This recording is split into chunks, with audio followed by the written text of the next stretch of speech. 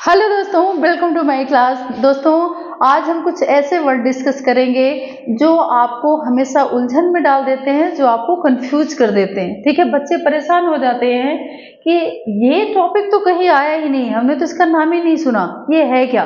ठीक है, तो देखो, बायो और केमिस्ट्री, फिजिक्स और स्पेशली बायोलॉजी की अगर बात करें तो बायोलॉजी में ऐसे बहुत सारे शब्द हैं जो हमारा दिमाग घुमा देते हैं। तो आपको ज़्यादा घूमना नहीं है, आप अपने दिमाग को संतुलित रखो क्योंकि अब आपके पेपर आने वाले हैं। ठीक है, तो दिमाग को स्थायी रखते हुए हमें ये जो कंफ्यूजिंग वर्ड है ना, उनको रीड करना है। ठीक है, उनको समझना है कि आखिर ये कहाँ पाए जाते हैं, इनका वर्क क्या है। और अगर देखो, आपने डायग्राम पढ़ा है और उनको भी पढ़ा है, वो टॉपिक भी पढ़ा है, लेकिन इनका नाम थोड़ा अलग दे देता है, इसलिए आपको कंफ्यूजन होता है। तो जैसे देखो यहाँ पे पीत पिंड या कॉर्पस ल्यूटियम। ठीक है, ये जो पीत पिंड है ये कहाँ पाया जाता है?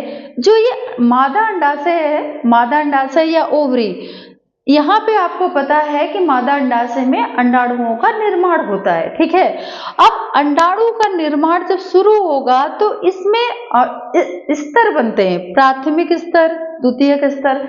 अब द्वितीयक स्तर बनने के बाद ये क्या करेगा, ये जो ग्राफियन पुटिका है, ग्राफियन पुटिका क्या होगी, फटेगी। और फटने के बाद जब ये ग्राफियन पुटिका फट जाएगी तो ये अंडा बाहर निकलेगा, और बाहर निकल के कहाँ जाएगा, ये जाएगा किसमें, अंड, उसमें डिंब वाहिनी, या इसको क्या बोलते हैं, अंडवाहिनी या फेलोपियन ट्यूब। ठीक है, ये तो आपको पता है। अब हम आते हैं मेन मुद्दे पे, मेन टॉपिक पे, पीत पिंड।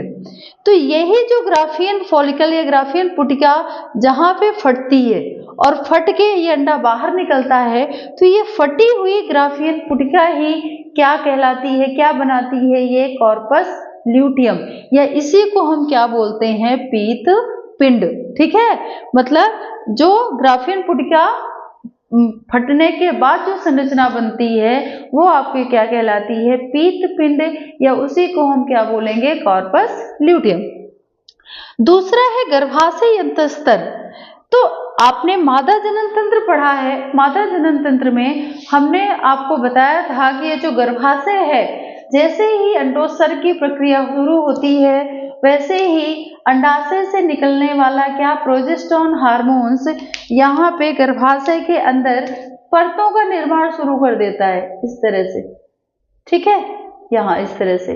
तो इसमें 3 परतें मेन बनती हैं। सबसे बाहरी परत पेरीमेट्रियम, बीच की मायोमेट्रियम, और सबसे अंदर वाली एंड्रोमेट्रियम। ठीक है, जिसे हम क्या बोलेंगे, गर्भाशयी अंतः स्तर। ठीक है, और ये गर्भाशय को गद्दीदार बनाने का काम करते हैं, ताकि जब भ्रूण का विकास हो तो भ्रूण को किसी तरह की इसमें प्रॉब्लम ना हो। और यही परत एंडोमेट्रियम वाली ही आगे चल के किसमें चेंज हो जाती है, अपरा में। ठीक है, ये जो परतें हैं आगे क्या बना देती हैं, अपरा। अब हम आते हैं झालरदार फिम्बरी। तो यहीं पे ये झालरदार फिम्बरी है जो फेलोपियन नलिका है, फेलोपियन नलिका या फेलोपियन ट्यूब 3 भागों से मिलकर बनी है।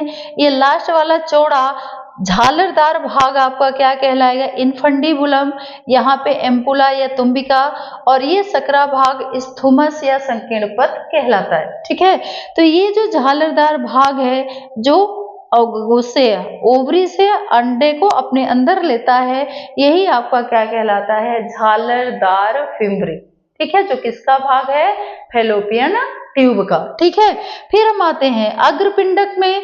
तो अग्रपिंडक कहाँ पाया जाता है दोस्तों, शुक्राणु का जो आगे वाला भाग है वो आपका क्या कहलाता है, अग्रपिंडक। ठीक है, और अग्रपिंडक में ही कुछ ऐसे एंजाइम पाए जाते हैं जैसे हाइलोरुनिडेज हो गया।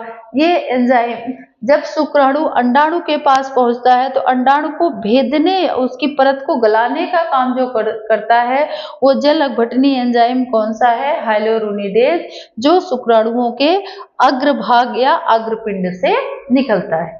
क्लियर, इसका मतलब समझ में आ गया। और ये कहाँ पे पाया जाता है, ये सारी चीजें आपको यहाँ पे हमने बता दी। अब यहाँ पे है शुक्राणु पुच्छ।